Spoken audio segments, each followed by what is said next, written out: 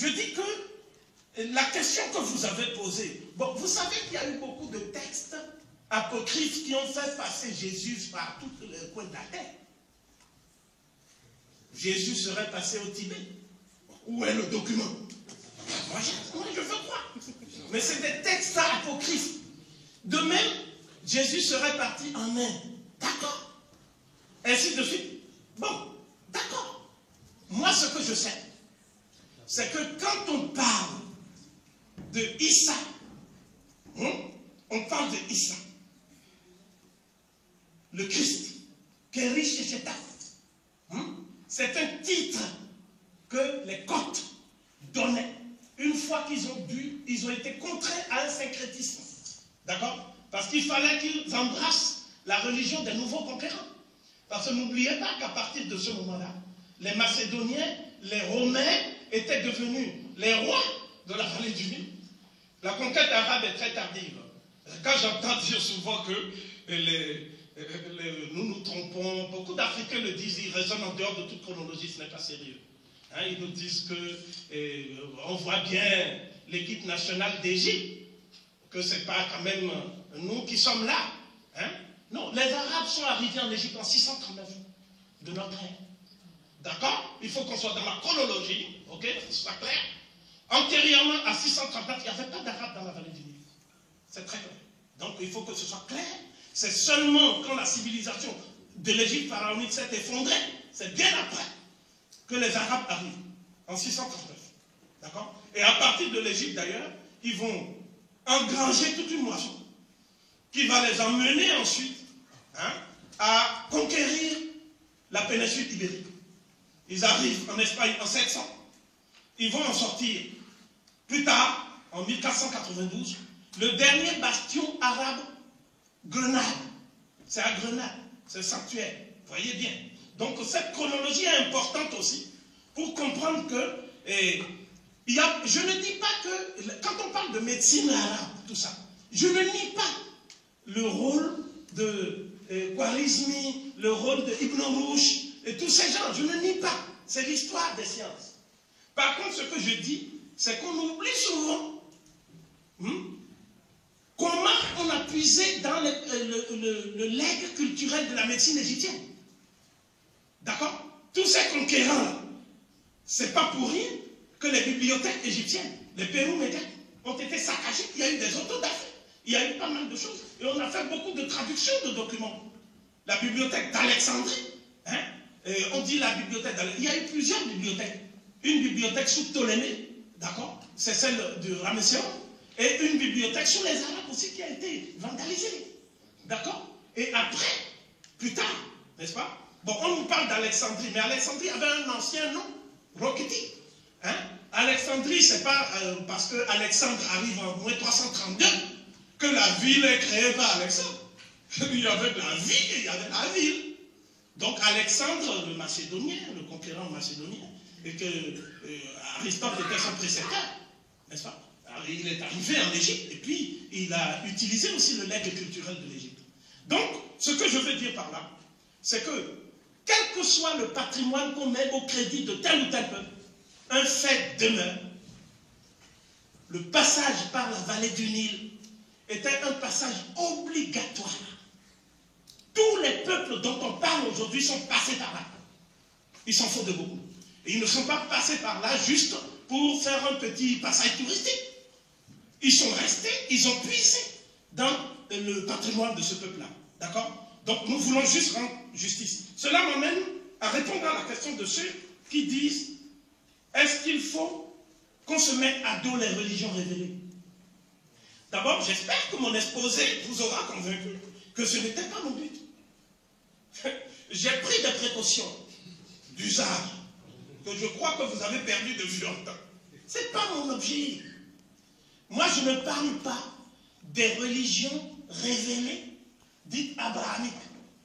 Je ne critique pas, je ne stigmatise pas. J'aime mon point de vue. Mais je ne dois pas imposer aux autres des croyances au nom de mon point de vue. Ce qui m'intéresse, c'est que les dépositaires naturels de cet héritage ancestral que nous sommes, je parle des Africains, réintroduire cet héritage au cœur de leur projet de renaissance spirituelle. C'est ça tout mon propos. Je ne suis pas venu stigmatiser quelqu'un. Je ne suis pas venu dire la véracité ou la fausseté d'une religion. J'ai été amené à prendre des exemples dont certains étaient peut-être un peu sensibles. D'accord? Mais le souci ultime, c'est qu'il y ait un dialogue interconfessionnel entre Africains. Là, je finis sur ça. Pour moi, les musulmans africains, les chrétiens africains, avec toute la variante, les musulmans aussi avec toute la variante. Moi, je n'exclus aucune variante. Des gens de tradition soufite sont pour moi des musulmans. Des mourides sont des musulmans. Les mourides du Sénégal sont des musulmans. Tous ces gens-là sont des musulmans. Mais ce que je dis simplement, moi, c'est que les musulmans de la Mecque, ceux qui détiennent aujourd'hui les lieux saints, je ne parle pas de l'islam. Je parle de ceux qui détiennent aujourd'hui les lieux saints. D'accord? Ils ne sont pas plus dans la conduite morale, irréprochable, que ceux qui sont en Afrique ou ailleurs. D'accord? Sinon, ils n'allaient pas prendre le pétrole de la Mecque, l'argent des pèlerinages, pour aller investir ailleurs et faire des guerres, etc. Ils n'ont pas une conduite vertueuse quand ils vont en Occident. D'accord? Ils sont dans les grands palaces, ils mènent bon train, bonne vie. Et quand ils rentrent au pays, maintenant ils coupent la main des autres. Non. Il faut qu'on soit sérieux. Ce que je dis, l'islam est une religion historiquement de tolérance. Mais cette religion elle-même est devenue par la suite, par une instrumentalisation, par certaines élites, toujours les mêmes, qui prétendent se réclamer de prédicateurs comme les Wahhabs ou autres, n'est-ce pas? Mais en fait, tout ça c'est faux, c'est politique, d'accord? Toutes ces religions-là créent aujourd'hui les conditions d'un affrontement entre les gens au nom de Dieu. Non, Dieu ne peut pas être le lieu d'un affrontement. Le christianisme intégriste, là, de l'opus Dei et de tout ça, ça n'a rien à voir avec la spiritualité.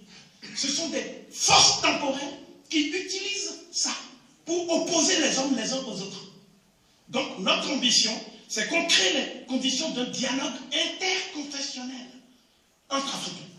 Si un musulman africain sait d'où viennent les croyances qu'il embrasse, s'il sait que son voisin n'est pas un idolâtre à éliminer, etc., s'il sait qu'il y a proximité rituelique, etc., il est obligé de remonter à la source.